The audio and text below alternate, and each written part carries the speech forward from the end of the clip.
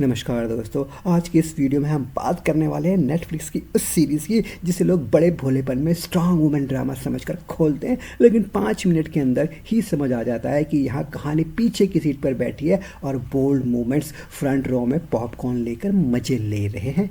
जी हाँ, हम बात कर रहे हैं बॉम्बे बेगम्स की। ऑफिशियली इसे ड्रामा बताया गया है, लेकिन प्रैक्टिकली ये नेटफ्लिक्स की तरफ से परोसी गई ऐसी थाली है जहाँ हर एपिसोड में कोई ना कोई पटाखा ज़रूर फूटता है। तो बिना टाइम वेस्ट किए चलिए शुरू करते हैं इसका एपिसोड बाय एपिसोड पटाखा हॉट सीन ब्रेकडाउन।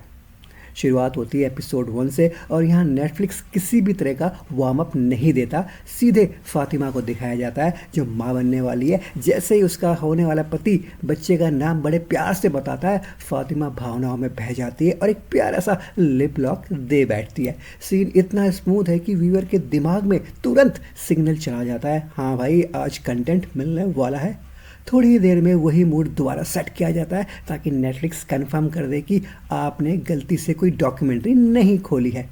इधर दूसरी तरफ लक्ष्मी का डांस ऑडिशन शुरू होता है। शुरुआत में सब कुछ प्रोफेशनल लगता है, लेकिन जैसे जैसे म्यूज़िक का फ्लो बढ़ता है डांस कम और सिलेक्शन ज़्यादा हो जाता है।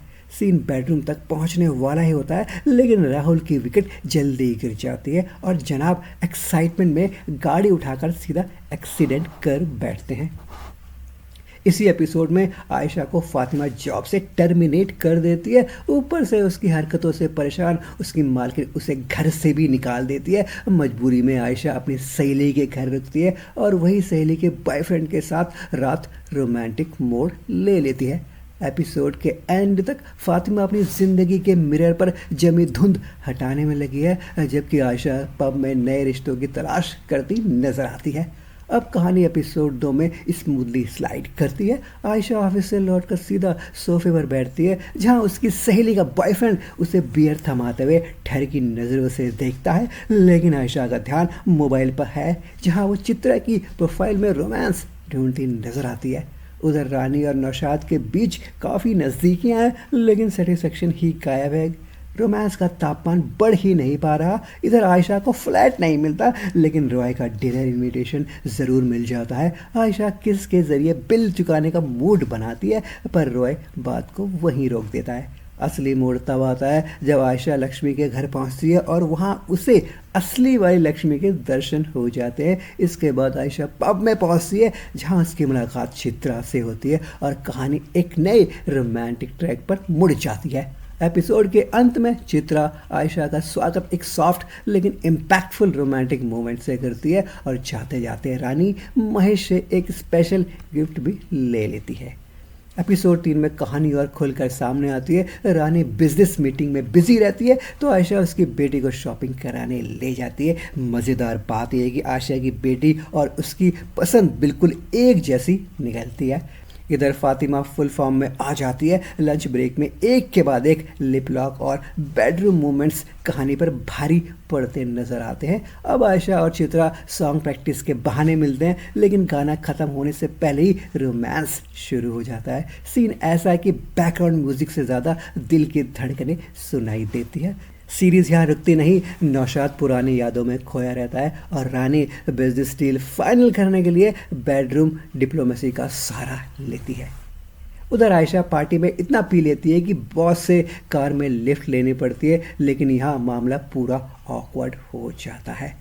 एपिसोड 4 में इमोशन और उलझ जाते हैं। आयशा का दिल टूटा हुआ है और अब वो बेस्ट फ्रेंड के लेवल पर खुलेआम फीलिंग्स दिखाने लगती है। रानी और महेश का अफेयर बाहर लीक हो जाता है, लेकिन दोनों बेफिक्र रहते हैं और कार में रोमांस मीटिंग जारी रहती है।